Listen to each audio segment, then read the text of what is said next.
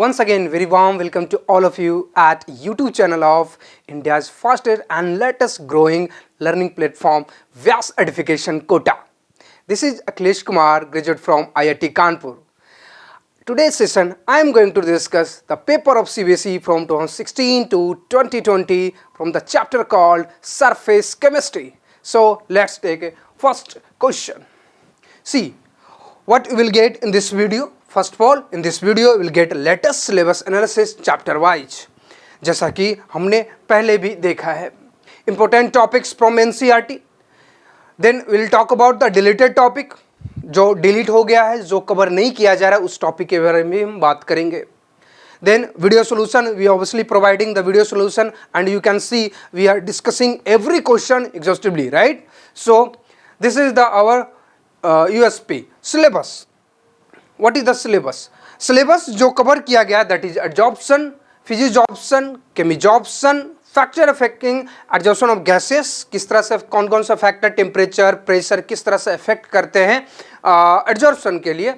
Colloidal state, distinction between the solution, colloid, suspension. Will talk about lyophobic, lyophilic क्या होता है, lyophobic क्या होता है, multi molecular, associated colloid, micromolecular colloid. Will see about everything. Tyndall effect में जो definition पूछे जाते हैं उसके बारे में बात करेंगे. ब्राउनियन मूवमेंट एक ऐसे मतलब आज से 20 साल पहले से भी इसके क्वेश्चंस आए जा रहे हैं और लगातार आ रहे हैं. इलेक्ट्रोफोरेसिस काफ़ी अच्छा कॉन्सेप्ट है. I will talk about the coagulation. Okay, so अब इसकी एनालिसिस में हम देख लेते हैं कि क्या क्या कवर किया गया है 16 से 2020 के बीच में, कहाँ से क्वेश्चंस के जलवे हैं. अगर 16 में देखा जाए हर एक पेपर में एक क्वेश्चन तो फिक्स है, क्योंकि 18 में आप देखो 18 में एक पेपर हुआ है और 1 मार्क्स का क्वेश्चन आया है. तो आप देख सकते हो ऑन एवरेज 2 और 3 मार्क के क्वेश्चन आते हैं. 16 में 1 या 2 क्वेश्चन से आए. अब यहाँ पे जो पेपर डिस्कशन है, क्या ये केवल 5 पेपर है? चूंकि तो 5 साल लिखा हुआ है, ऐसा नहीं है. हम 18 पेपर को डिस्कस कर रहे हैं. 18 पेपर, हाँ सारे, अगर नॉर्थ जोन, ईस्ट जोन अगर मिला दिया जाए, साउथ जोन, ऑल इंडिया सारे जोन मिलाकर 18 पेपर ऑर्गेनाइज पिछले 5 सालों में डिफरेंट पेपर्स हुए हैं. उन सभी पेपर्स का डिस्कशन कर रहे हैं.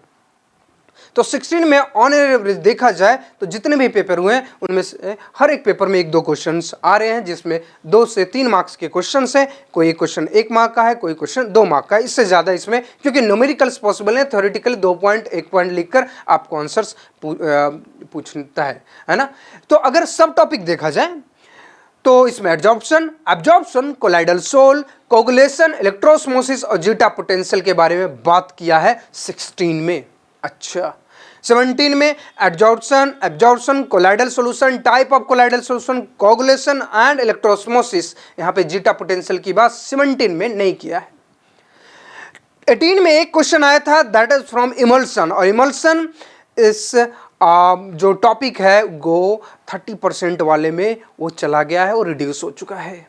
तो इमल्सन 19 में अगर देखा जाए 2 से 3 क्वेश्चन और एक क्वेश्चन 3 मार्क्स का था, और ऑन एवरेज देखा जाए तो इस तरह से 3 to 4 मार्क्स के क्वेश्चन पूछे जा रहे हैं. एब्जॉर्प्शन, कोलाइडल सोल, और अगेन जो 16 का सिलेबस है ऑलमोस्ट इसने 19 में सेम कवर हुआ है. अगर 20 में बात करें सो यहाँ पे आई think this is a typo error, almost same things पूछा गया है. ओके, सो अगर हम बात करें तो ये चैप्टर थ्योरेटिकली अपीलिंग है, न्यूमेरिकली इसमें नहीं पूछा जाता है. 1-2 पॉइंट अगर ध्यान में होगा, you can easily get this chapter.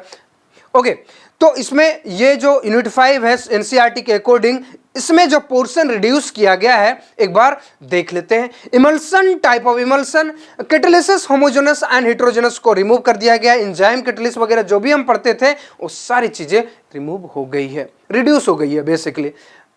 Okay, so let's talk about the questions of adsorptions. See, the first question, differentiate between adsorption and absorption. अगर ये क्वेश्चन आता है आपके दिमाग में एब्जॉर्प्शन के लिए क्या ख्याल है, ये तो आप ही जानते हैं, लेकिन एक ख्याल आपके लिए फिक्स होना चाहिए. क्या है?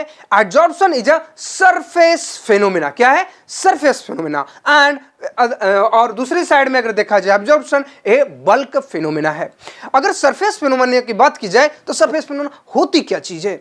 सरफेस फेनोमेना को अगर अंडरस्टैंड करते हैं, we'll know the answer we know, लेकिन समझते हैं अगर पहली पॉइंट अगर लिखने की जरूरत आई, चूंकि 1 मार्क्स का क्वेश्चन है, आपको एक डिफरेंस दोनों में एक एक पॉइंट लिखनी है, आपको 1 मार्क्स मिल जाएंगे।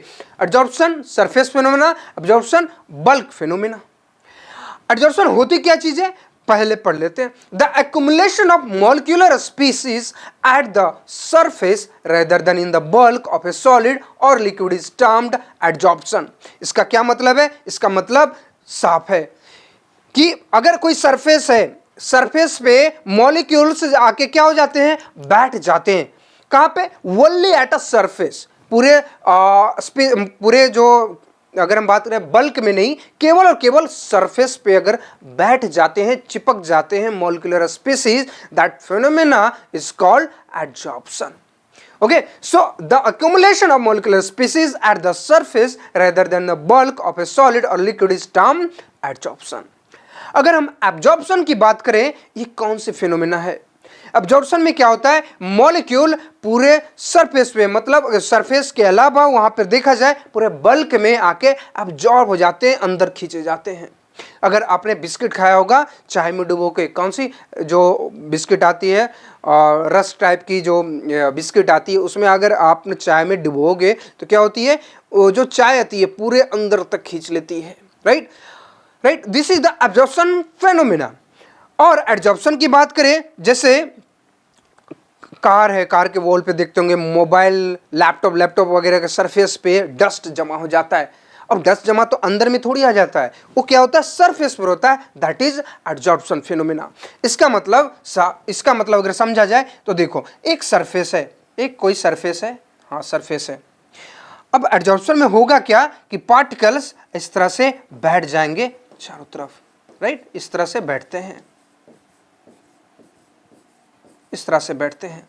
मोनोलेयर क्या बनाते हैं? और भी लेयर बना सकते हैं, मल्टी लेयर भी एडजॉर्प्शन होते हैं।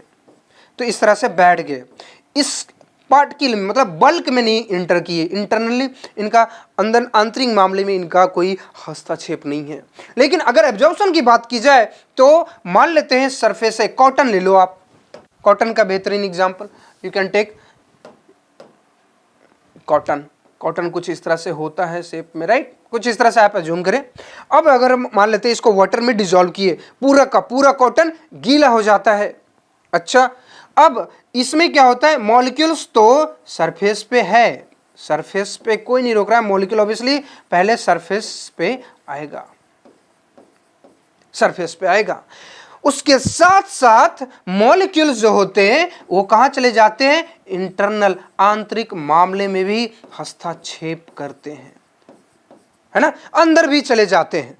तो ऑब्वियसली इस जो सरफेस है जिसको हम एडजॉर्बेंट कहते हैं, वन इज एडजॉर्बेंट। राइट, तो जो सरफेस है, सरफेस में, उस सरफेस पे भी डिपेंड करता है कि कितना पार्टिकल को एडजॉर्ब कर रहा है। Right, so now let's talk about अगर एडजॉर्प्शन, अब इसकी रीजन क्या है? I will talk about in physisorption and chemisorption, तो थोड़ा ज़्यादा हम चर्चा करेंगे। यहाँ पे हमें केवल एक पॉइंट पूछा है कि बताओ कि क्या डिफरेंस है। तो one is surface, another is bulk. Surface phenomena को आप समझा दो, बल्क फिनोमेना को आप समझा दो, काम हो जाएगा। बस इतना ही है इस क्वेश्चन में। Okay, now moving to the next question. Now, write one dissimilarity between physisorption and chemisorption. इन दोनों में डिफरेंस क्या होता है physisorption and chemisorption में? अच्छा, देखो, एक जो हमें एनसीईआरटी में दे रखा है, एडजॉर्प्शन, एब्जॉर्प्शन। एडजॉर्प्शन के दो पार्ट, एक होता है फिजिकल एडजॉर्प्शन, दूसरा होता है केमिकल एडजॉर्प्शन। और फिजिकल एडजॉर्प्शन को हम शॉर्ट फॉर्म में फिजिजॉर्प्शन कहते हैं और केमिकल एडजॉर्प्शन को केमिजॉर्प्शन कहते हैं। अगर वन सिमिलरिटी पूछा है तो ये दोनों तो एडजॉर्प्शन के पार्ट हैं, और एडजॉर्प्शन जो होती है सरफेस फिनोमेना होती है। तो क्या इसमें सिमिलरिटी है? हाँ, एक सिमिलरिटी है कि both are surface phenomena. Okay, both increases with increasing surface area, you can take any point जो कि सिमिलरिटी वाली हो सकती है। तो क्या पॉइंट होंगे? Both are surface phenomena. Again you can explain the what is the surface phenomena. मैं फिर से समझा देता हूं सरफेस फिनोमेना क्या थी। अगर सरफेस फिनोमेना की बात की जाए तो अगर मॉलिक्यूलर स्पीसीज सरफेस पे आके चिपकते हैं, सरफेस पे जाके स्टिक कर जाते हैं, वो जो एक्युमुलेशन हो रही है, that accumulation, that phenomena is called adsorption. Okay, that's good. ठीक है। नाउ अगर नेक्स्ट क्वेश्चन है, what is the role of activated charcoal in gas mask? Okay, and next जो इसमें एक मार्क का और क्वेश्चन इसमें पूछ दिया गया था, what does chemisorption vary, how does chemisorption vary with temperature? Okay, so I think this is 1 mark, this is 1 mark, 2 mark के क्वेश्चन है। ओके, एक्टिवेटेड चारकोल करती क्या है गैस मास्क में? एडजॉर्प्शन करती है। व्हाट एडजॉर्प्शन मतलब वो क्या करती है? टॉक्सिक गैसेस को एडजॉर्ब कर लेती है। Toxic gases NO2, SO2, CO2 वो क्या करती है? सरफेस पे ही रखती है। तो आप अगर माइंस में जा रहे हो, कोई ऐसे ही रिमोट एरिया में जा रहे हो जहाँ पे ऑब्वियसली गैसियस वाले काम, केमिकल इंडस्ट्रीज हो, जहाँ पे कुछ ऐसा ट्रेजेडी हो गया होगा, एक्सीडेंट हो गया होगा, तो वहाँ पे जो लगा के जाते हैं रेस्क्यू टीम, वो क्या करती है? वो लगा लेती है गैस मास्क। उसमें क्या होता है? जो भी जहरीली गैस है वो जाके उसके सरफेस पे चिपक जाती है, जो भी लगाए हैं उनके इंसान के बॉडी में नहीं जा पाती है। ओके, सो अगर एब्जॉर्प्शन होगा तो ऑब्वियसली वो एब्जॉर्ब कर लेंगे और डेथ भी हो सकती है अनफॉर्चुनेटली। लेकिन एब्जॉर्प्शन करती है कौन? Activated charcoal. चारकोल का काम यही है, पूरे गैस को क्या कर लेती है वो। उसका अगर एप्लीकेशन पार्ट में देखा जाए तो वैक्यूम क्रिएट करने में भी उसका काम आता है। ओके, ठीक है। इसके अलावा और भी दिया जा सकता है, जैसे क्वेश्चन में अगर पूछ लिया जाए आपसे, ऐसा पूछा नहीं है लेकिन एक काम सिलिका जेल का भी है। सिलिका जेल क्या गैस ऑब्जर्व करती है? नहीं, मॉइस्चर को ऑब्जर्व करती है। जब आप कोई इलेक्ट्रॉनिक डिवाइस लेने जाओ, जब आप कोई लेदर के शूज, बेल्ट या फिर पर्स, वॉलेट जो भी लेने जाओ, सिलिका जेल डाल दिया जाता है। सिलिका जेल का क्या मतलब है? सिलिका जेल करती क्या चीज है? सिलिका जेल एब्जॉर्ब कर लेती है। एब्जॉर्ब किसका करती है? वो मॉइस्चर से H2O को एब्जॉर्ब कर लेती है, जिसके कारण होती क्या है? जिसके कारण जो भी डिवाइसेस आपने लिए हैं, जो आपने कॉस्टली महंगे सामान, वॉलेट लिए हैं, जूते खरीदे हैं लेदर्स के, वो खराब नहीं होते। तो ये रहा, this are the application part. और काफी अगर देखा जाए प्रैक्टिकल लाइफ में इस चैप्टर का काफी भौकाल भी है। Okay, so now they are asking how does chemisorption vary with temperature? Chemisorption का क्या मतलब कैसे वेरिएशन है टेम्परेचर के साथ, इसके वेरिएशन क्या है? लेट्स देखो, अगर एडजॉर्प्शन ऑफ पहली जो क्या थी, what is the role of activated charcoal? तो अगेन अगर ऐसा क्वेश्चन पूछा गया है, एक एक मार्क्स का क्वेश्चन है, तो चूंकि एक ही में, तो क्या करेंगे? गैस मास्क क्या करेगी? गैस मास्क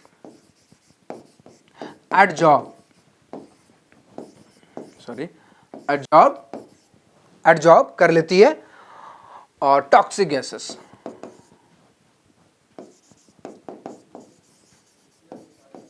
लाइक गैस कौन कौन से? NO2, SO2, CO2 और CO। जो भी जहरीली गैस है, जहर है, जहरीली गैस, वो क्या होती है? उसको एब्जॉर्ब कर लेती है ना।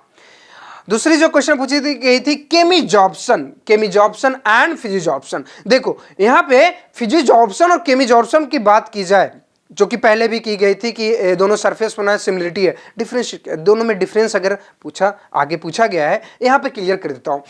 अगर फिजिजॉर्प्शन को देखा जाए तो क्या होता है कि एडजॉर्बेंट एंड एडजॉर्बेट के बीच में there is a van der Waal force of attraction, जो कि काफी वीक होता है। अच्छा, तो जब एडजॉर्प्शन और एडजॉर्बेंट के बीच में इंटरेक्शन होता है, किसमें? फिजिकल एडजॉर्प्शन में, तो हीट रिलीज होती है, डेल्टा H लेस देन 0 होता है। अच्छा, हीट रिलीज होती है, हाँ। तो क्या होगा? जब हम टेम्परेचर बढ़ाएंगे, जब टेम्परेचर बढ़ती है तो फिजिजॉर्प्शन क्या हो जाती है? कम हो जाती है। तो अगर फिजिजॉर्प्शन को बढ़ाना है तो क्या करना पड़ेगा? टेम्परेचर को डिक्रीज करना पड़ेगा। ओके, टेम्परेचर को डिक्रीज करना पड़ेगा। ओके, लेकिन whereas in chemical adsorption, chemical adsorption में क्या होती है, पहले आपको शुरुआत में, क्योंकि केमिकल रिएक्शन आपको करवाने हैं, अगर आपको केमिकल रिएक्शन कराने हैं तो आपको टेम्परेचर देने पड़ेंगे। Initially you have to provide the temperature, जिसके कारण एक्सटेंट जो होती है केमिकल एडजॉर्प्शन की वो बढ़ जाती है। एक्सटेंट मतलब ज्यादा होती है, बढ़ते जाती है, बढ़ते जाती है, लेकिन एक टेम्परेचर के बाद कांस्टेंट होती है। फर्दर टेम्परेचर अगर हमने प्रोवाइड किया तो बॉन्ड ब्रेक कर जाती है। यह है केमिकल एडजॉर्प्शन। ओके, सो अगर ड्रॉ करें ग्राफ को, कैसे ग्राफ को ड्रॉ किया जा सकता है, सी XYM और टेम्परेचर के बीच का ग्राफ है। ठीक है, अगर ग्राफ पूछा गया है तो, अदरवाइज कोई दिक्कत नहीं है। इनिशियली क्या होती है, बढ़ेगी, फर्स्ट इंक्रीजेस देन डिक्रीजेस, इस तरह का कर्व मिलता है। रीजन क्या, रीजन काफी साफ है, क्या कि इनिशियली रिएक्शन कराने हैं, बॉन्ड बनवाने, टेम्परेचर थोड़े बहुत देने पड़े तो दे देंगे और दिया जाता है। ठीक है, इसके बाद एक टाइम आता है, एक समय आता है, एक समय होने के बाद क्या होती है कि टेम्परेचर हम प्रोवाइड करें कोई फर्क नहीं लाएगा, और अगर हमने टेम्परेचर ज्यादा दे दिया सॉरी अगर हमने टेम्परेचर ज्यादा दे दिया है तो होगा क्या कि वो बॉन्ड ब्रेक कर जाएगा और केमिजॉर्प्शन डिक्रीज कर जाएगी। This is the chemical adsorption phenomena. Now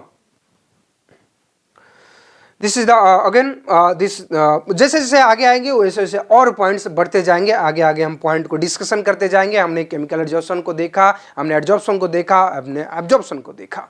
यही है, दो चार चीजें हैं जो आपसे पूछी जाएगी एडजॉर्प्शन से अगर क्वेश्चन पूछा जाता है तो, और पूछा जाएगा, ये इसकी गारंटी इसके जो एनालिसिस है वो करती है। हम नहीं कर रहे, एनालिसिस कर रही है कि एक क्वेश्चन 1 मार्क्स का पूछा जा सकता है और काफी सिंपल होगा। तो क्या हम रिविजन कर सकते हैं, तो देख लेते हैं। जैसे जैसे क्वेश्चन आएंगे हम सारे पॉइंट को फिर से हम दोहरा देंगे।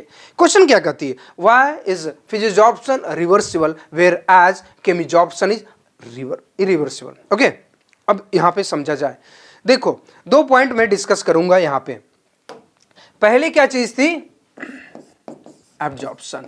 एब्जॉर्प्शन पूरा कहानी पढ़ लेते हैं। अभी 1-2 पॉइंट हमने देखा, पूरी कहानी अब पढ़ते हैं। एक थी एब्जॉर्प्शन, 1 मार्क्स का क्वेश्चन है, ज्यादा ज्ञान हमें नहीं देना है, जितना पॉइंट बोला गया उतना पॉइंट ही लिखना है, क्योंकि ये पर्पस जो है इस सीरीज का कुछ अलग है। पर्पस केवल क्वेश्चन डिस्कशन का नहीं है, केवल आंसर दिखाने का नहीं है। पर्पस है कि आप अच्छे से अच्छे मार्क्स सिक्योर करें इस वीडियो को केवल देखकर। इस यूट्यूब सीरीज पे जो आ रही है, लाइक करें, सब्सक्राइब करें, ताकि आपको टाइम टू टाइम आपको नोटिफिकेशन मिलते रहे, और definitely you will get more. जितना आप सोच रहे हो उससे ज्यादा आपको मिलने वाला है, क्योंकि पूरी की पूरी चैप्टर की थ्योरी कवर भी की जा रही है साथ में।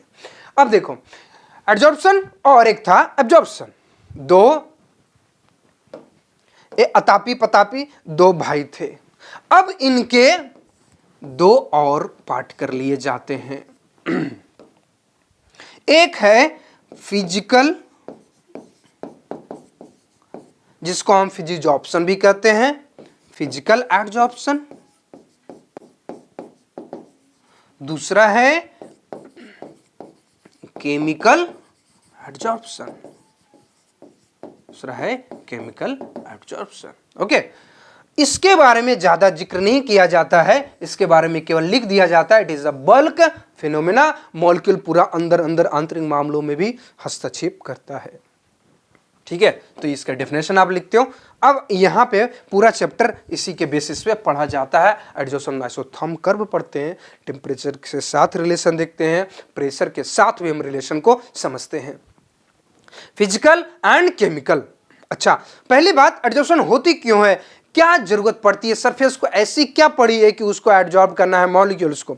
अच्छा, और देखो अगर इसके मैकेनिज्म को समझा जाए तो जब कहानी स्टार्ट हुई है तो दूर तलक जाएगी, लोग सुने और समझे कि क्या हो रही है, मैकेनिज्म क्या है एब्जॉर्प्शन के पीछे। Okay, so let's talk about absorption. See, surface tension आपने सुना होगा, क्यों जो वाटर मॉलिक्यूल के ड्रॉपलेट होते हैं या फिर जो ड्रॉपलेट होते हैं वो स्फेरिकल शेप में क्यों अटेन करते हैं। अगर इस कॉन्सेप्ट को समझा जाए, वो भी कहीं ना कहीं सरफेस एनर्जी, सरफेस केमिस्ट्री से रिलेटेड होती है। हम सिंपली आंसर देते हैं सरफेस टेंशन, लेकिन उसको सरफेस केमिस्ट्री से भी समझा जा सकता है। तो समझते हैं पहले एडजॉर्प्शन को। देखो होता क्या है, सरफेस है, कोई भी सरफेस है, हाँ सरफेस है,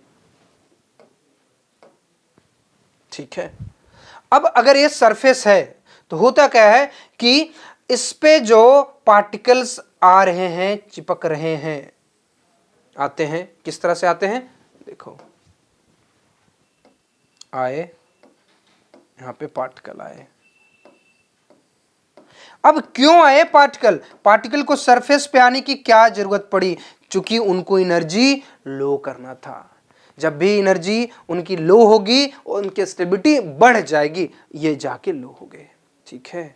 अच्छा ठीक है, एडजॉर्प्शन में ऐसा हो रहा है। हाँ, क्या एक ही लेयर है, नहीं, ये क्या बनते हैं, ये इस तरह से बनता है, ठीक है। अब ये जो इस तरह से भी बनता है, अब यहां पे देखा जाए ये मॉलिक्यूल को क्यों, सरफेस मॉलिक्यूल क्यों अट्रैक्ट कर लेता है, जो आपस में जो गैसेस मॉलिक्यूल इधर उधर मूव कर रहे हैं, घूम रहे हैं, वो कैसे, क्यों, मतलब क्या रीजन होता है, उसके पीछे मैकेनिज्म क्या है। तो देखो सरफेस भी तो मॉलिक्यूल से मिलके बना है, हाँ मिलके बना हुआ है, तो क्या हुआ, कुछ नहीं। देखो कैसे क्या होता है कि अगर देखा जाए, सी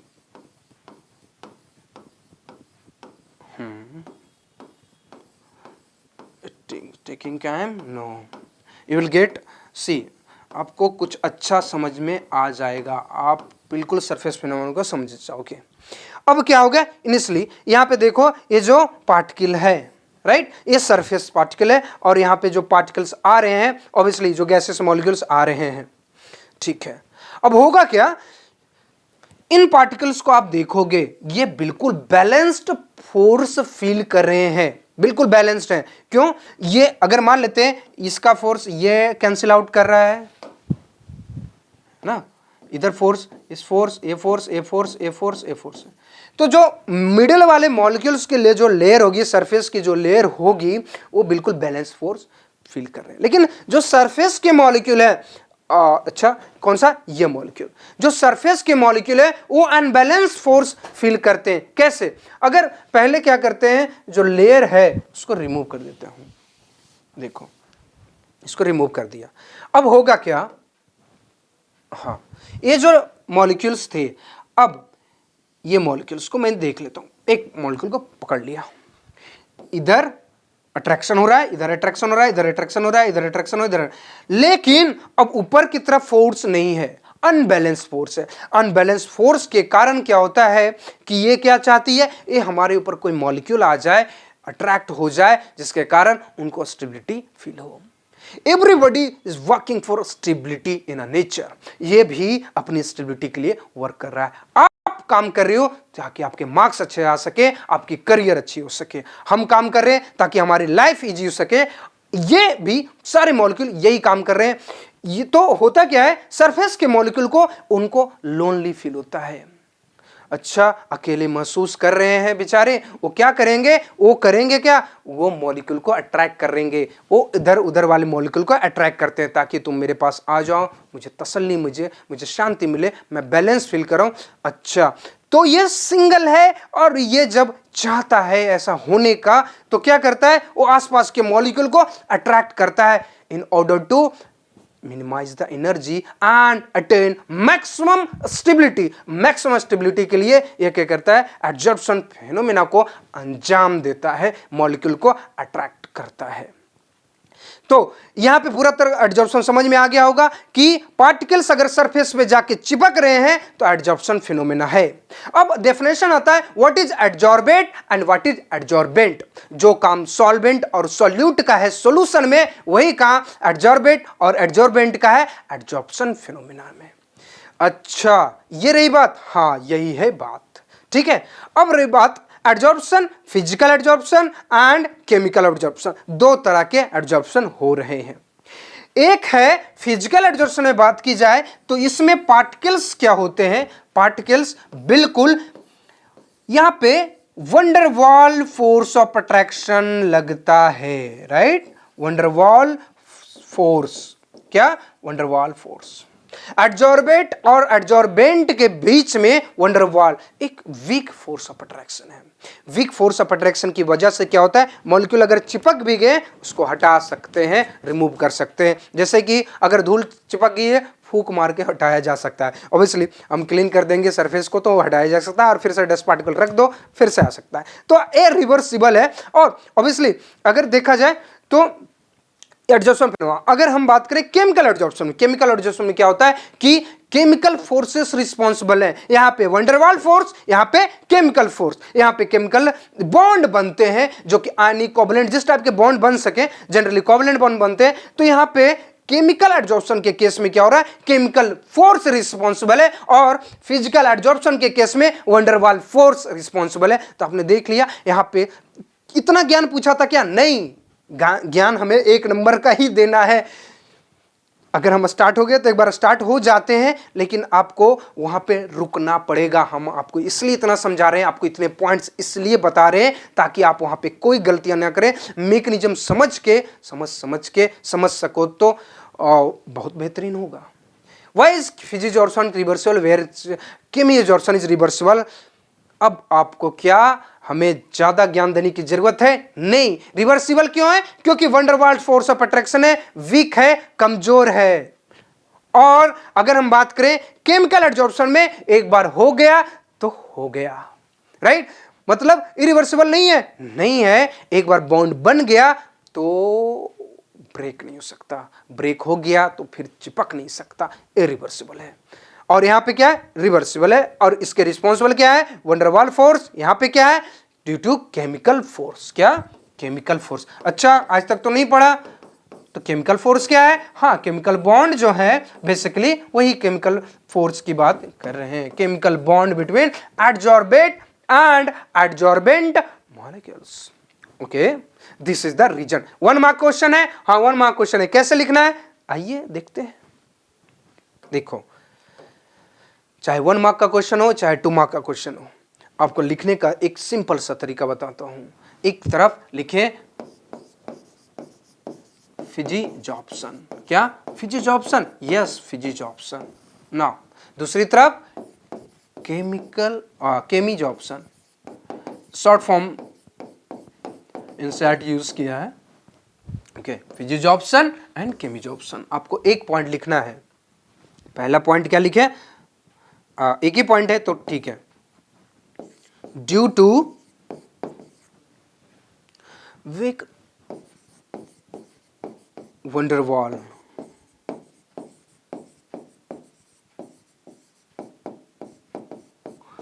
फोर्सेस ऑफ अट्रैक्शन बिटवीन, अब ये वाला /B/W करोगे तो बहुत ज्यादा मार्क्स तो नहीं कटेगा, 1 नंबर का क्वेश्चन, लेकिन ये गलत तरीका है। This is not good manner. जब आप पेपर में एग्जाम में लिख रहे हो तो आप नोट्स बनाओ तो लिख सकते हो, लेकिन इसकी हमें प्रैक्टिस नहीं करनी चाहिए। Due to weak van der Waals force of attraction between adsorbent and adsorbate, लिख सकते हो एडजॉर्बेंट एंड एडजॉर्बेंट।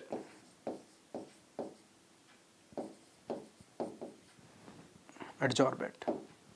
ओके, ये हो गया एक तरफ, इसको हाफ मार्क्स मिल जाएंगे आपको। अगर आपने इधर लिख दिया ड्यू टू स्ट्रॉन्ग, यहां पे वीक, यहां पे स्ट्रॉन्ग, वंडरवॉल नहीं, यहां पे chemical force, chemical force, chemical force. यहां पे ऐसा भी लगा, स्लाइस लगा सकते हो, bonds between adsorbent and adsorbate and adsorbent। ये हो गया आपके 2 पॉइंट। इस तरह से आप नंबर ला सकते हो। आपने इस तरह से लिखा, देखो है तो 1 मार्क का क्वेश्चन, लेकिन ये पॉइंट आपको इतना जो सामने वाला है उतना इंप्रेस नहीं करेगा। रेदर देन आप क्या करें, पॉइंट को बना लें। सॉरी यहाँ पे हट चुका है, लेकिन आपको पॉइंट्स किस तरह से लिखने हैं आपको मैंने समझा दिया है। ठीक है, तो आपको थोड़ा सा ध्यान में रखना है कि हमें थोड़ा सा इस तरह से क्योस ना पैदा कर दे जिसको सामने वाले को देखने में लगे अगर वो मतलब वो लास्ट मोमेंट भी अपनी कॉपी चेक कर रहा है, उसके घर से फोन आने के बाद भी, राइट, उसको घर से फोन आया होगा जल्दी आ जाओ घर पे, है ना, नहीं तो कुटाई की जाएगी। अब उसके बाद भी अगर वो चेक कर रहा है नोटबुक, अगर आपको इस तरह से देखने को उसको मिल गया आंसर, वो क्या करेगा, वो डिटेक्ट कर देगा, है ना। उसको मतलब उसको तो ऐसे ही लाइफ में प्रॉब्लम चल रही होगी और आपके मार्क्स काट देगा। ऐसी आइडियली कंडीशन तो नहीं है, लेकिन मैं एक साइकोलॉजिकल पॉइंट ऑफ व्यू से बता रहा हूं। लेकिन अगर आपने पॉइंट्स डिवाइड इस तरह से फाइनली डिवीजन किया है जिस तरह से हमने बताया है, मैंने बताया है अभी, तो क्या होगा, वो चाह के भी वो क्या करेगा, एक मार्क्स दे देगा कंप्लीटली विदाउट वो बिना सोचे हुए। तो आपको ध्यान में रखना है जिस तरह से गाइडलाइंस है उसको प्रॉपरली हमें फॉलो करनी है। ऐसे तो ये सीबीएसई के आंसर हैं, सीबीएसई के आंसर हैं, इसके टूल्स यूज करके हमने चिपका दिए हैं, लेकिन आपको ध्यान में रखना है कि जितना बेहतर लिख सके, जितना बेहतरीन आपकी प्रेजेंटेशन हो सके, आप बेहतर जितना कर सकते हैं आप बेहतर करें। अब इसका मतलब क्या, एक पॉइंट जानते हैं हम 2 पॉइंट लिख दें? नहीं, आपका 1 मार्क्स पूछा, 1 ही मार्क्स का लिखे, लेकिन आपके थोड़े आंसर दमदार तरीके से लिखे जाने चाहिए। Now talking about Freundlich isotherm become independent of pressure at high pressure for gas absorbed on a solid। इसका रीजन क्या है, what is the reason behind it, independent क्यों हो जाता है प्रेशर रीजन पे, यही इसकी लिमिटेशन भी है। ये एक्सप्लेन नहीं कर पाया बेचारा, लेकिन एक्सप्लेनेशन थोड़ी इस तरह से देते हैं। देखो जो भी है, मैं नेक्स्ट स्लाइड में इसके आंसर देखेंगे, लेकिन एक्चुअल में होता क्या है, XYM extent of adsorption, okay, and when you draw the graph between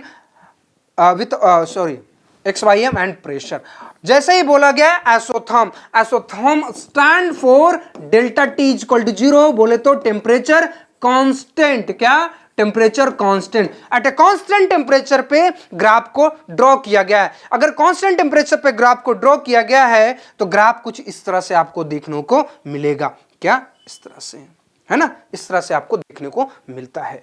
अच्छा ठीक है, एक कांस्टेंट टेम्परेचर पे ड्रॉ किया, ठीक है, एक पर्टिकुलर टेम्परेचर पे ड्रॉ किया तो ठीक है। जैसे जैसे टेम्परेचर हम बढ़ाएंगे T2 T3, क्या, किसका टेम्परेचर ज्यादा है, टेम्परेचर T3 का ज्यादा है क्या, नहीं, क्या होगा, टेम्परेचर जब हम बढ़ाते हैं तो XYM क्या हो रही है, आप देख सकते हो डिक्रीज कर रही है। अच्छा ऐसा है क्या, हाँ, तो होता क्या, T1 is greater than T2। अगर आपको इन तीनों ग्राफ में टेम्परेचर का पूछा है तो आप इस तरह के रिलेशन दे सकते हो। क्या क्वेश्चन ये है, नहीं, क्वेश्चन ये है कि इंडिपेंडेंट क्यों जाता है। अब देखो लोअर प्रेशर रीजन में थोड़ा सा ग्राफ स्ट्रिक्टली क्या है, स्ट्रेट लाइन वाला फील आ रहा है, हाँ स्ट्रेट वाला लाइन फील हो रहा है, तो हम लिख देते हैं in low pressure region, in low pressure reason,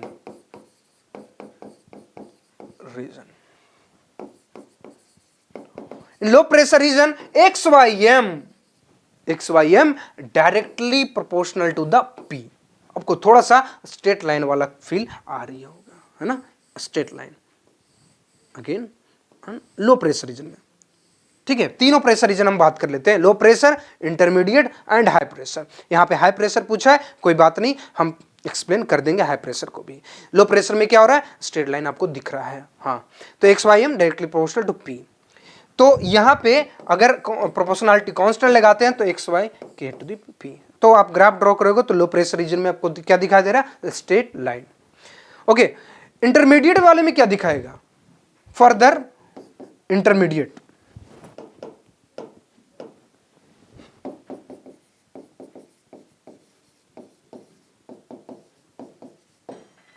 देखो इंटरमीडिएट वाले रीजन में क्या हो रहा है, ग्राफ थोड़ा सा झुक रहा है, तो यहां पे XYM directly proportional to the P power 1/n something, n 2 3 4 5 कुछ भी हो सकता है। अच्छा, तो आप देखो थोड़ी सी वो क्या हो रहा है, टिल्ट हो रहा है। अच्छा, जैसे जैसे हम प्रेशर को बढ़ाएंगे, you can see intermediate region, ये वाला रीजन हो गया intermediate region, this one is intermediate region, ठीक है। ओके, तो अगेन के टू द पावर यहाँ पे हो जाएगा क्या, extent of adsorption x Y m k into p to the power 1/n, ठीक है। And 1/n very from 0 to 1, कहाँ से 1/n, यहाँ पे 1 मैक्सिमम जाएगा और 0 से 1 तक वेरी करेगा, ठीक है।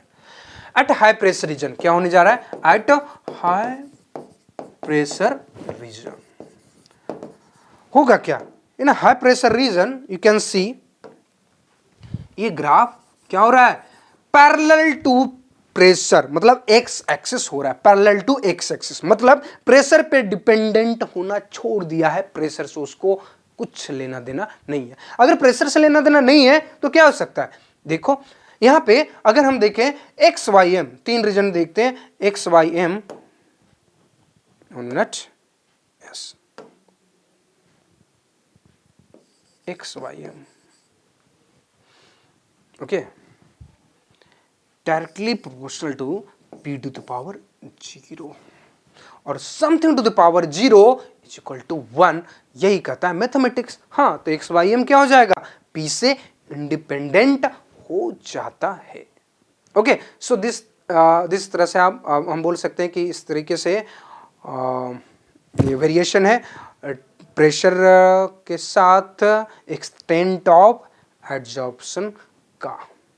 Okay, so this is the concept behind this question. Okay, so they are asking Freundlich isotherm becomes independent of pressure at high pressure for gas absorbed on a solid। यहाँ पे n क्या approach कर रहा है, n infinity को approach कर रहा है, और अगर n इन्फिनिटी को अप्रोच करेगा तो 1/n 0 हो जाएगा, और प्रेशर टू द पावर 0 हुआ तो क्या बन जाएगा, इंडिपेंडेंट हो जाएगा। दिस इज द, आपको क्या करना है, आपको बस इक्वेशन लिखने हैं। कौन सा equation, X Y M is equal to, अब तीनों इक्वेशन को लिख सकते हो, बहुत अच्छी बात है, यहाँ पे आप ये भी लिख सकते हो, x Y M is equal to k into p to the power 1/n, and चूंकि n इंफिनिटी का अप्रोच कर रहा है हाई प्रेशर रीजन में, then we can explain this type.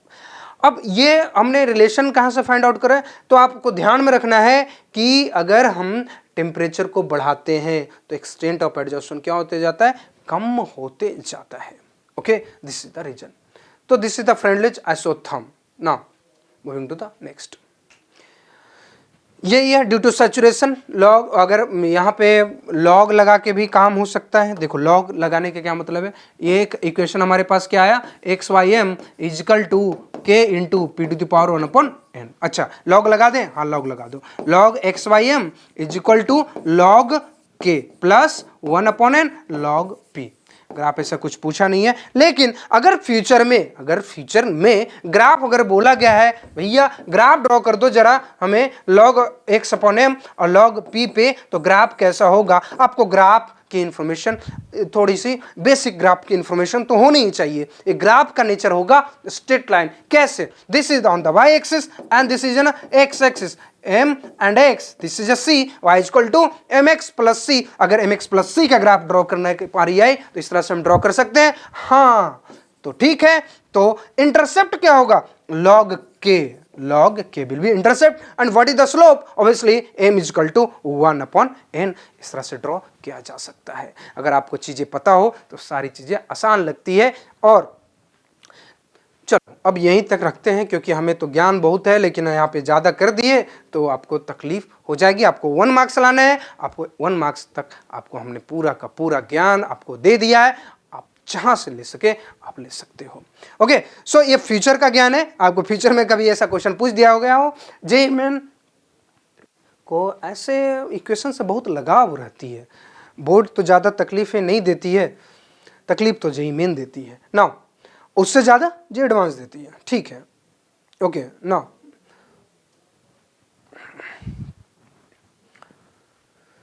Which of the following adsorption isobar represent physisorption, justify the answer. ये तो पूरा जज की तरह बोल रहा है, जस्टिफाई करो अपने बात को।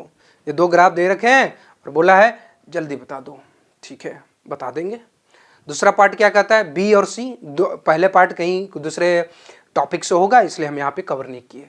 अच्छा, ये definitely this is from 5 marks question, definitely, क्योंकि 2 मार्क्स है, 1 मार्क्स यहाँ से, 1 मार्क्स यहाँ से, और may be 3 mark question, A part भी 1 मार्क्स का हो सकता है।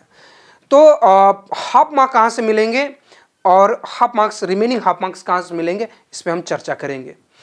तो क्या करते हैं, सी पॉइंट भी पढ़ लेते हैं, सी वाला जो पार्ट है।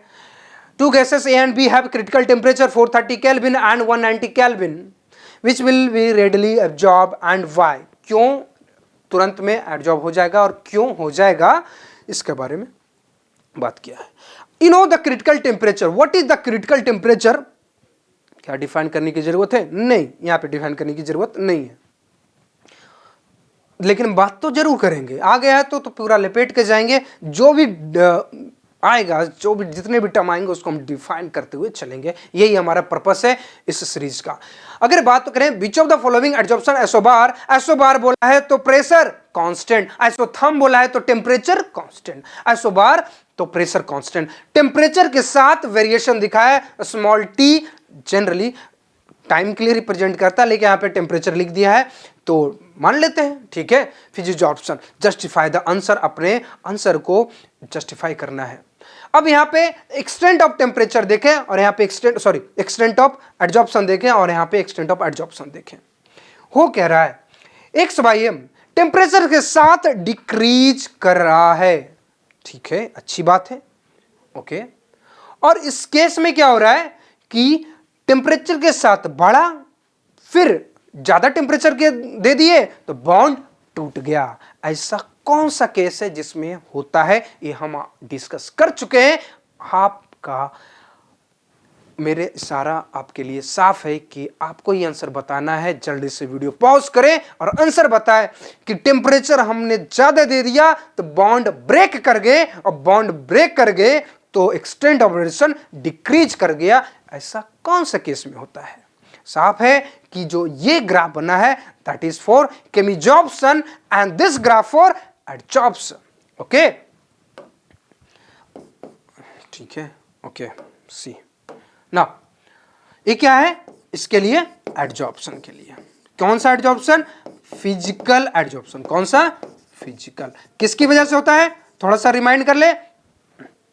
फिजिकल एडजॉर्प्शन किसकी वजह से होता है? तो वंडरवाल फोर्स के एडजॉर्प्शन, फिर वंडरवाल फोर्स ऑफ अट्रैक्शन की वजह से। केमिकल एडजॉर्प्शन किसकी वजह से होता है?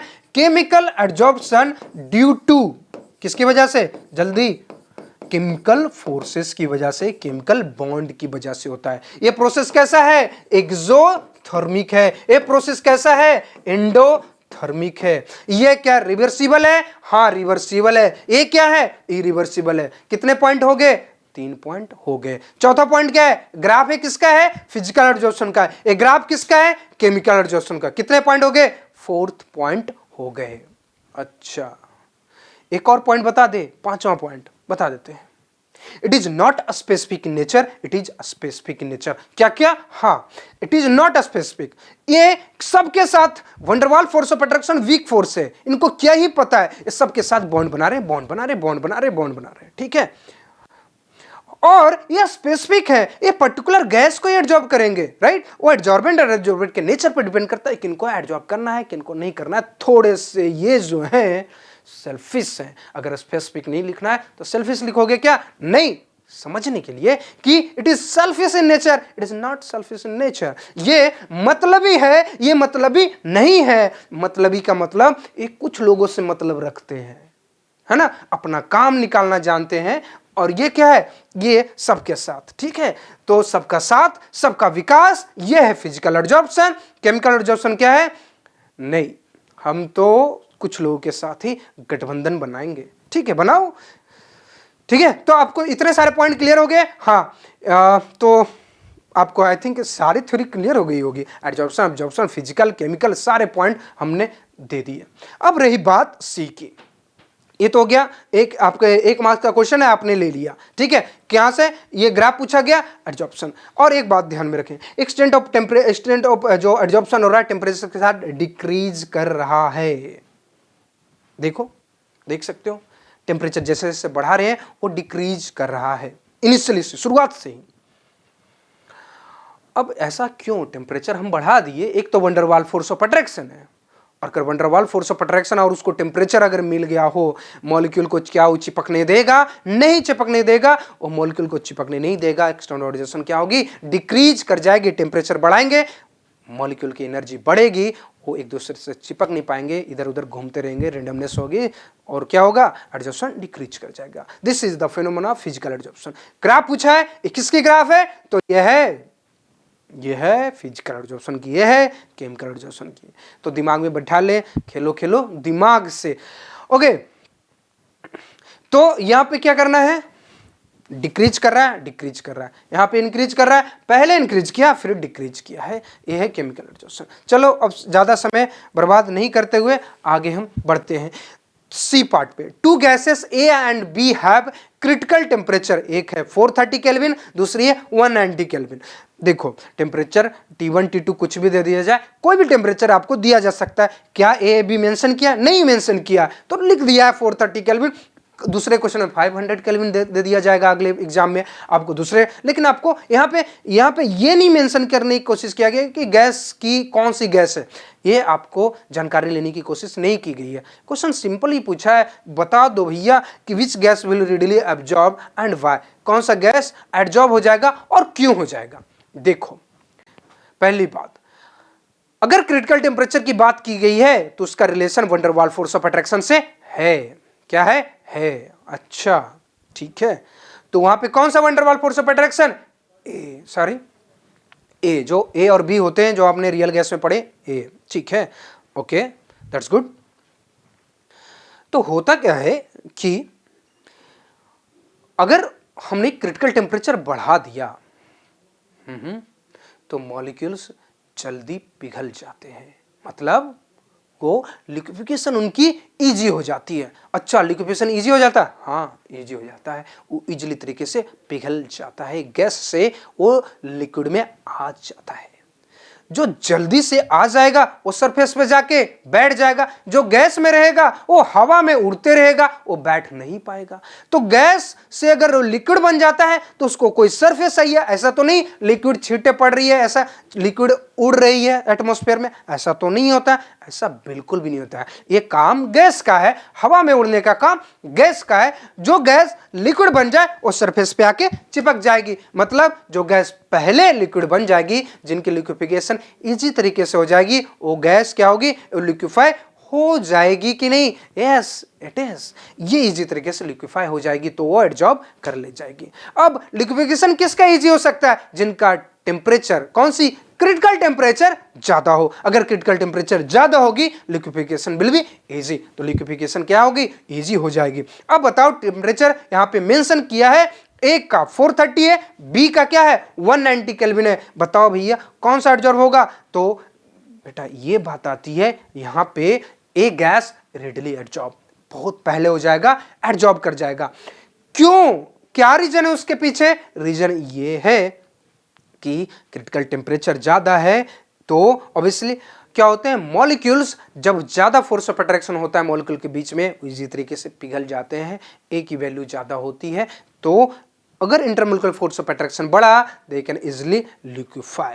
Okay, so this is the reason behind it. तो पूरी ज्ञान हो गई, बहुत ज्यादा हो गया। यहाँ पे हमने 5 पॉइंट बता दिए फिजिकल और केमिकल एडजॉर्प्शन के। यहाँ पे हमने बता दिए किसकी? यहाँ पे हमने बात कर ली क्रिटिकल टेम्परेचर की। ठीक है, चलो आगे बढ़े। हाँ आगे बढ़ते हैं, बहुत हो गया। आप भी बर्दाश्त एक लिमिट पे होती है, फिर बोलोगे इतना सारा हो गया। हाँ इतना सारा, यही तो पर्पस है कि आपको सारी ज्ञान दे दी जाए, लेकिन आपको वही ज्ञान लिखनी है जो आपके काम की होनी चाहिए। आपको क्या लाने हैं? मार्क्स। ध्यान में रखें, आपको मार्क्स लाने हैं, वहां पे आपको ज्ञान अपने नहीं देने हैं कि 5 पॉइंट हमने लिख दिया, मिलना है तो आपको एक ही मार्क्स। ये क्या है? जो ये ग्राफ है आपको टेम्परेचर के साथ ये मिला, higher critical temperature it will liquefy more easily. Reason आपको बता दिया है, इंटरमोलिकुलर फोर्स ऑफ अट्रैक्शन बढ़ेगा, वो गैस इजीली तरीके से लिक्विफाई हो सकता है। और लिक्विड बनाए तो उसको सरफेस चाहिए, और सरफेस अगर चाहिए तो ऑब्वियसली क्या होगा? वो जाके एब्जॉर्ब होगा कि नहीं? हाँ एब्जॉर्ब हो जाएगा। ठीक है, तो आपको यहाँ से आपको मार्क्स मिल जाएंगे। हाफ मार्क्स का डिवीजन कैसे? आपने एक बार पूछ लिया, एक बार आपने रीजन लिख लिया तो आपको मिल जाएंगे। Extent of adjustment decreases with increase in temperature. और दूसरा क्या है? विथ ए, आंसर आपने लिखा ए तो आपको हाफ मार्क्स, और आपने रीजन दे दिया with higher critical temperature it will liquefy more easily. आपको ये वंडरवाल फोर्स ऑफ अट्रैक्शन ज़्यादा बात नहीं करनी है, van der Waals constant A and B के बारे में भी बात ज़्यादा नहीं करनी है, ये ध्यान में रखा जाए। Okay, now coming to the, ओहो फिर से आ गया, 3 पॉइंट बताने हैं आपको, 5 पॉइंट पिछली बता दिया, पिछले वाले स्लाइड में जो क्वेश्चन पूछा था 3 मार्क्स का उससे बता दिया। अब फिर से आंसर जो भी है देखेंगे। Physical adsorption, chemical adsorption, adsorption absorption. Adsorption के 2 पार्ट, 2 भाई, कौन कौन से?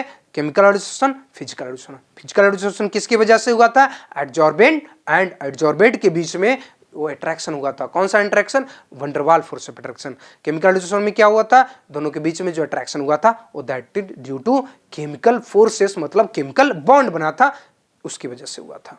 ठीक है। फिजिकल एड्जॉर्प्शन क्या है? रिवर्सिबल है। आप डस्ट पार्टिकल को किसी सरफेस पे रखो, फिर हटा दो फूंक मार के, फिर रख दो, हटा दो, हटा दो, रख दो, हटा दो, रख दो, ये है फिजिकल एड्जॉर्प्शन। लेकिन अगर बात की जाए केमिकल एड्जॉर्प्शन की, एक बार बॉन्ड बन गया तो बन गया, फिर से टूटना मुश्किल है।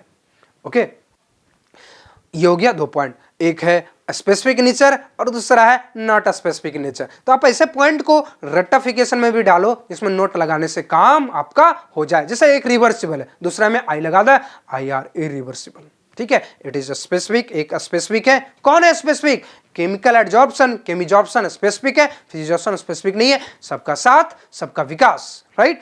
ये फिजिकल एड्जॉर्प्शन का भी पर्पस है और ये हमारा भी पर्पस है, सबका साथ सबका विकास, और हमारे प्राइम मिनिस्टर का भी पर्पस है। ठीक है, तो केमिजॉर्प्शन स्पेसिफिक है, हाँ स्पेसिफिक है, कुछ लोगों के साथ ही बॉन्ड बनाते हैं, ये काफी क्या है, मतलबी है, सेल्फिश है। ओके, ना talking the point. First point, physical adsorption में देखा जाए इट राइजेस बिकॉज ऑफ वंडरफॉल, जो कि हमने बात कर लिया, एनसीईआरटी के लाइन से आप रटा मार जाए तो बेहतर होगा। It cause by the chemical bond formation. दूसरे पॉइंट है it is not a specific nature, जैसा हम बात किए हैं, यहां पे आप लिख लो, क्या लिखना है? नॉट सल्फेज,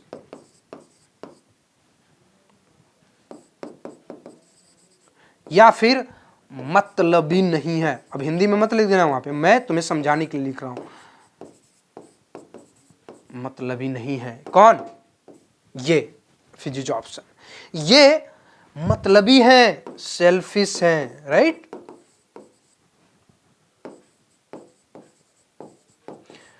अलग अलग गैसों के साथ अलग अलग इनका बिहेवियर होता है। इट इज रिवर्सिबल, हाँ ये रिवर्सिबल है, रिवर्स कर सकते हैं, इट इज इरिवर्सिबल। एक 1 डायरेक्शन में जाएगा, ये दोनों डायरेक्शन में जा सकता है। ठीक है, तो बढ़े आगे की बात। हाँ, 5 पॉइंट हम आगे पहले भी कर चुके हैं, या 3 पॉइंट पूछा है, तो मतलब हम पहले ही डिलीवर कर चुके हैं इसके आंसर ना। Moving to the next,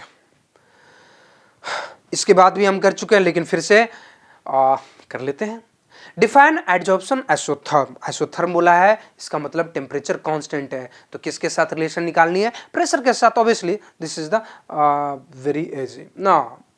give the empirical relation between the quantity of gas absorb by unit mass of solid adsorbent, adsorbent mass, and x क्या है? एक्स क्वांटिटी ऑफ गैस, मतलब बोले तो adsorbate, and pressure at a particular temperature.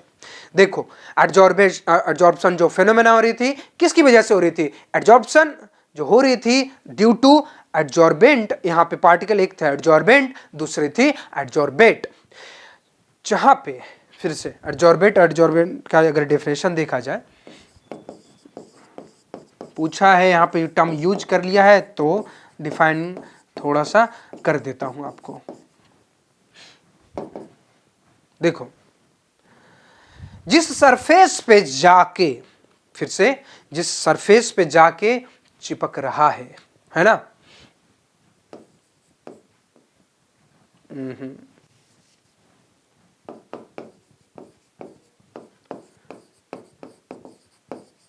पे जाकर stick हो रहा है, चिपक रहा है। मैं याद करने के लिए बोल रहा हूं, ऐसा अभी बोर्ड में बिल्कुल भी ऐसा मत लिखना, ये बता रहा हूं, गलतियां मत, मैं समझाने के लिए कि कैसे समझ सकते हैं। जिस सरफेस पे जाकर स्टिक कर गया, चिपक गया,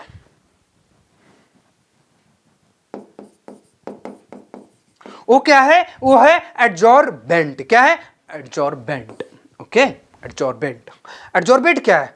जो सरफेस पे जाके चिपक गया, स्टिक कर गया, वो क्या है? एडजॉर्बेट। तो गैसेस क्या है? यहां पे gases molecule behave as adsorbate. तो इसको हम रिप्रेजेंट करते हैं एक्स से, इसको रिप्रेजेंट करते हैं एम से, adsorbent. Okay, so extent of adsorption मतलब ए पर्टिकुलर मास अगर हमने एडजॉर्बेंट का ले रखा है तो कितना मास, कितना अमाउंट एडजॉर्बेंट उस पर एडजॉर्ब कर रहा है, this is the extent of adsorbent.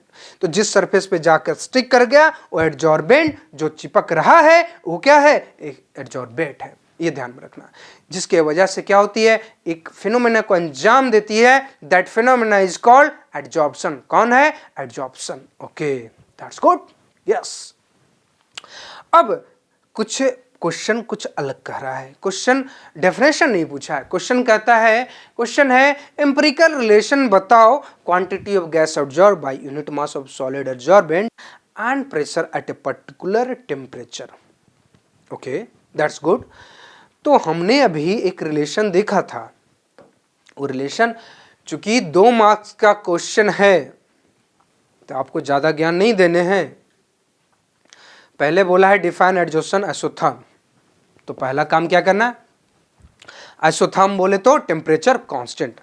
तो एट अ कांस्टेंट टेम्परेचर,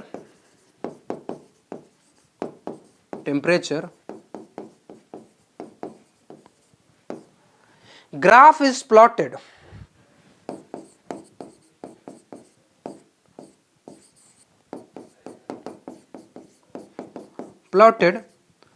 किसके बीच में? Between extent of adsorption and P, या फिर यूज वर्सेस पी, राइट। यहां पे ये शब्द थोड़ा सा अजीब लगता है, between, plotted, X Y M versus P. Okay, so what relation we are getting? एक रिलेशन मिलता है, x Y M is directly proportional to P to the power 1/n। हमने तीनों रीजन में हमने देखा, लो प्रेशर रीजन, एक intermediate और हाई प्रेशर रीजन में हम तीनों देख चुके हैं क्या रिलेशन होते हैं, किस तरह से बिहेवियर शो करते हैं। तो आप बस यहाँ पे 2 मार्क्स का क्वेश्चन है, आप ये एक शब्द लिखो, 1 मार्क्स यहाँ से मिल जाएगा, यहाँ पे ये वाला रिलेशन लिख दो, आपको 1 मार्क्स यहाँ से मिल जाएंगे। 2 मार्क्स का काम है, 2 मार्क्स आपको मिल जाएंगे कुछ इस तरह से। तो आपको करना क्या है? आपको कुछ नहीं करना, तो करना कुछ तो करना पड़ेगा, हाँ करना पड़ेगा। आप इतना लिखोगे आपको मार्क्स मिल जाएंगे। Now the curve obtain bye plotting the amount of gas adsorb, जो कि x की बात की गई है, एंड ऑब्वियसली एडजॉर्बेंट m की बात की गई है with pressure at constant temperature. आपको यहां से 1 मार्क्स मिल गया। कांस्टेंट टेम्परेचर आपको लगाना जरूरी है। आइसोथर्म जैसे ही कहीं पे केमिस्ट्री में लिखी है, फिजिक्स में भी लिखी है, आपको मतलब है टेम्परेचर कांस्टेंट है, आइसोबारिक प्रेशर कांस्टेंट है। ओके, तो isothermal temperature constant, isobaric pressure constant, isochoric volume constant, adiabatic heat constant, ये रही बातें। ठीक है, ये रिलेशन है x Y M is equal to k into p to power 1/n। क्या लॉग लगा दें? लॉग लगाने से आपके मार्क्स बढ़ेंगे नहीं, आपको उतने ही मिलेंगे। तो आप सिंपली आप इतना ही लिखो तो बेहतर रहेगा। Now this is the complete adsorption concept. जितने भी क्वेश्चन थे हमने सारे डिस्कशन कर लिए हैं। क्या हम इसको एंड करने वाले? नहीं, अभी सेशन आगे कंटिन्यू होगा, हम बात करेंगे आगे, हम कोलाइडल सोल पार्टिकल्स की हम बात करेंगे, है ना। तो अभी तक एडजॉर्प्शन का हम एक बार समरी कर ले, रिवीजन कर ले। हाँ, रिवीजन कर लेते हैं। पहली बात, 2 फिनोमेना हमने देखा था, 2 भाई थे, एक था एडजॉर्प्शन, दूसरा था एब्जॉर्प्शन। 2 भाई ने क्या किया? एक भाई को पढ़ना नहीं है, में एब्जॉर्प्शन को ज्यादा पढ़ना नहीं है, एडजॉर्प्शन को पढ़ना है। एडजॉर्प्शन क्या है? एडजॉर्प्शन सरफेस फिनोमेना है। एब्जॉर्प्शन क्या है? बल्क फिनोमेना है। मतलब सरफेस मतलब केवल पार्टिकल मॉलिक्यूलर स्पीसीज जो आएंगे केवल सरफेस पे जाके चिपक जाएंगे। एब्जॉर्प्शन में क्या होगा? पूरा का पूरा बल्क लपेट में आएगा, चपेट में आ जाएगा। ठीक है, ये हो गया दोनों में डिफरेंस। अब एडजॉर्प्शन के 2 भाई, एडजॉर्प्शन के 2 बच्चे। 2 बच्चे कौन कौन से? फिजिकल एडजॉर्प्शन और केमिकल एडजॉर्प्शन। अच्छा, केमिकल एडजॉर्प्शन फिजिकल एडजॉर्प्शन में क्या डिफरेंस है? डिफरेंस तो बहुत सारे हैं, लेकिन सिमिलरिटी क्या है? सिमिलरिटी ये है कि वो दोनों क्या है? सरफेस फेनोमेना है। ये क्वेश्चन 1 मार्क्स का पूछा गया है, ध्यान में रखिएगा। तो डिफरेंस, ऑब्वियसली डिफरेंस है तभी दोनों हुए हैं। और डिफरेंस क्या है? ट्विंस नहीं है, पहली बात। डिफरेंस क्या है?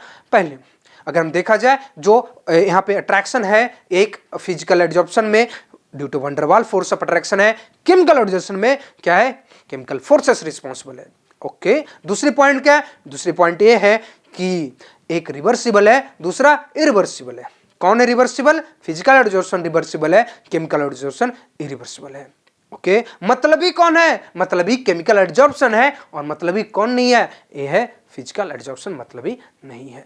इस तरह के हम जो पॉइंट्स हैं हमें ध्यान में रखना है ताकि आपकी चीजें हो जाए। टेम्परेचर के साथ हमने रिलेशन देखा कि XYM और टेम्परेचर के साथ अगर रिलेशन देखा जाए तो फिजिकल एड्जॉर्प्शन में डिक्रीज करता है जैसे टेम्परेचर बढ़ाते हैं, लेकिन केमिकल एड्जॉर्प्शन में इनिशियली इंक्रीज करता है देन डिक्रीज करता है। अच्छा, प्रेशर के साथ क्या रिलेशन है? प्रेशर के साथ दोनों का सेम रिलेशन है। क्या होता है? वो इनिशियली क्या होता है, कुछ रेंज तक वो बढ़ता है जाता है। ठीक है, तो ध्यान में रखने वाली बातें ये सब चीजें पूरी की पूरी एड्जॉर्प्शन, पूरी की पूरी केमिकल एड्जॉर्प्शन, फिजिकल एड्जॉर्प्शन, जो डिफरेंस होने चाहिए, फ्रेंडलिच आइसोथर्म क्या कहती है ये भी हमने देख लिया। तो फ्रेंडलिच आइसोथर्म, एक और आता है लैंगमीर, जो कि थोड़ी बहुत कहीं कहीं लिखी होती है, वो आपके सिलेबस में नहीं है, आपको नहीं पढ़ना है तो आप वहां पे नहीं जाएं। ठीक है, फ्रेंडलिच आइसोथर्म के लिमिटेशन क्या है? लिमिटेशन ये थी कि हाई प्रेशर रीजन में ये हाई कर गया, मतलब ये रिलेशन बता नहीं पाए कि प्रेशर के साथ इसका इंडिपेंडेंट रिलेशन क्या होता है। बस ये बताते हैं कि एन इन्फिनिटी को टेंड कर जाता है, सैचुरेशन लेवल आ जाती है, जिसकी वजह से ऐसे देखने को मिलती है। ओके, सो अब हम बात करेंगे कौन से पार्टिकल्स की हम बात करेंगे, कोलाइडल, लाइफोबिक कोलाइड, ये सब बात करेंगे, लाइफिलिक, ये सब क्या होती है इसकी हम चर्चा करेंगे। तो चलिए शुरुआत करते हैं। अभी तक हमने एग्जॉस्टिवली वीडियो डिस्कशन किया था, राइट? सारे पॉइंट्स हमने क्लियर किए थे, किस तरह से हमें पॉइंट्स पढ़ाने हैं, मार्क्स किस तरह से मैक्सिमाइज करने हैं। आप अगर इस वीडियो को केवल देखते हो तो आपको 90%, 80 to 90% मार्क्स श्योर है, क्योंकि हमने सारी बातें कर ली, कहाँ से क्वेश्चंस आ सकते हैं, क्या पोर्शन रिड्यूस किया गया है, कौन सा पोर्शन से क्वेश्चन आते हैं, हमने 100 टॉपिक में डिवीजन करके उसे हम पूरी तरीके से एक्सप्लेन किया है। ओके, सारी थ्योरी ऑलमोस्ट कवर हो चुकी है। ओके, अभी तक हमने सारी थ्योरी जो भी रिलेटेड क्वेश्चंस थे उसकी थ्योरी कवर की है। अच्छा, उसी के साथ व्यास आपके लिए लाया है एक programme REV, revise efficiently with Vyas. इसमें क्या होगा, सारी चीजें आपने दे दी। आप सोच सकते हो जब मुफ्त में इतना बांटा जा रहा है, अगर वो कोर्स पेड कर दिया जाए तो उससे ज्यादा मिलेगा। Yes, definitely. अगर ट्रेलर में इतना अंदाज है तो आप सोच सकते हो इस प्रोग्राम में कितना, उस फिल्म में कितना मजा आने वाला है। 10th CBSE बोर्ड के लिए लॉन्चिंग कब है? लॉन्चिंग 14 Jan 2021 को है, राइट? तो आप इस डेट को मिस ना करें, क्योंकि काफी शुभ दिन माना जाता है हमारे कैलेंडर में। ओके, क्विक रिवीजन है, NCERT टॉपिक्स मिलेंगे, will provide you quick concise revision of NCERT। Important topics आपको दिए जाएंगे, थ्योरी रहेगी, हाँ थ्योरी होगी, एग्जांपल्स होंगे, साथ में साथ डेरिवेशन होंगे, और फॉर्मूले कैसे याद करने हैं, कैसे उसको अप्लाई करने हैं, एप्लीकेशन क्या है, कहाँ पे अप्लाई करना है, कौन से फॉर्मूले को कहाँ पे अप्लाई है, दूसरे फॉर्मूले को, ये सारी बातें हम REV में करेंगे। ओके, क्या मिलेगा उसके साथ? Guest paper, 5 guest paper will provide. क्या इसमें होने वाला है? देखो, आपने जो प्रपोज्ड सिलेबस है, प्रपोज्ड जिस तरह से हमारी जो डिजाइन की गई है, CBSE के द्वारा जो प्रपोजल रखा गया है कि किस तरह से क्वेश्चन पूछे जा सकते हैं, उसी बेसिस पे हमने इस कोर्स को डिजाइन किया है। गेस्ट पेपर से 95% आपके मार्क्स आ जाएंगे, ये हमारी गारंटी है ना। एक्सटेंसिव रिसर्च भी हमने किया है, ऐसे गारंटी हम नहीं दे रहे हैं ना। Tips and tricks, yes, tip and tricks obviously मिलेगा, कहां से मार्क्स आ सकता है, कहां से मार्क्स डिडक्ट हो सकता है, ये सारी बातें होगी। ओके, क्या प्राइस है? प्राइस पे चर्चा कर लेते हैं। टोटल प्राइस 2500 के अप्रोक्सीमेट है, लेकिन उसको 60% डिस्काउंट करके 1000 के अप्रोक्सीमेट कर दिया गया है, 999,999 only. Okay, so just join the Vyas edification and obviously REV program आपके लिए काफी फायदेमंद होगा। चलिए इस सॉल्यूशन को यहीं पे एंड करते हैं, मिलते हैं नेक्स्ट वीडियो में। तब तक के लिए thank you and bye bye, and don't forget to subscribe, like and share.